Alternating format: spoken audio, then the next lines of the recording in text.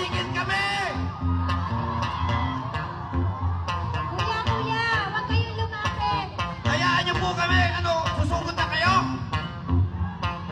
Kuya, ate! Walang ganyan sir, pastusan yan eh! Wag kayong lumapit. Protektahan natin ang ating sarili. Okay. Ang pinakikiusap lamang natin sa pambansang pulisya. Sir, dito. Hindi, ganito po, sir. Sir, akit ka rito sa stage, dito tayo mag-usap. Okay ba yun? Dito sa stage, dito tayo, sir. Mga kapatid! Sandali!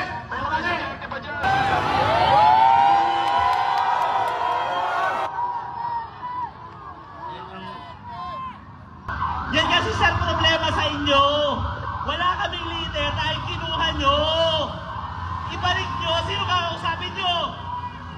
Kami lahat. Volunteer lang kami. Mga sir, ang sinabi sa inyo, dapat non-partisan kayo. Pero na nangyayari sa inyo, ang inalis nyo, simpatya nyo. Tingnan nyo mga mukha nyo. Nakadiretso lang kasi bawal kayong magsalita. Ano mangyayari sa inyo? Ano mangyayari pa rin sa inyo? Sir, may tanong po ako. May tanong ako, sir. Sagutin mo to, walang maingay. Dito po.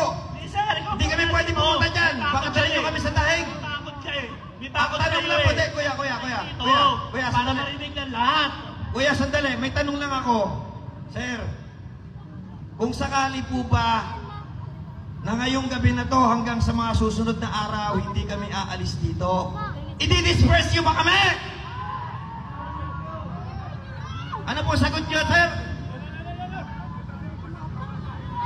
Sir, wala nang batas! Gumagawa lang kayo ng dahilan para patahimigin kami! Kaya mo sila.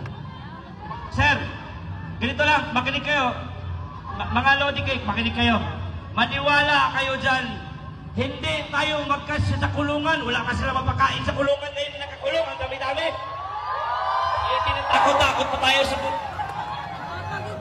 Siguraduhan ninyo na pag nakulong kami, kaya nyo kaming pakainin, paliguan, gamot, lahat ibigay ninyo yung dapat sa amin.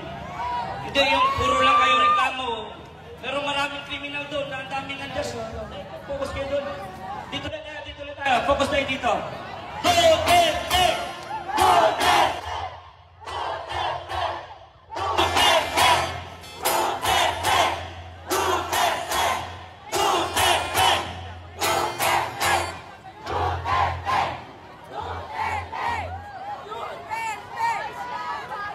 Sino ang nakamemorize na kantang?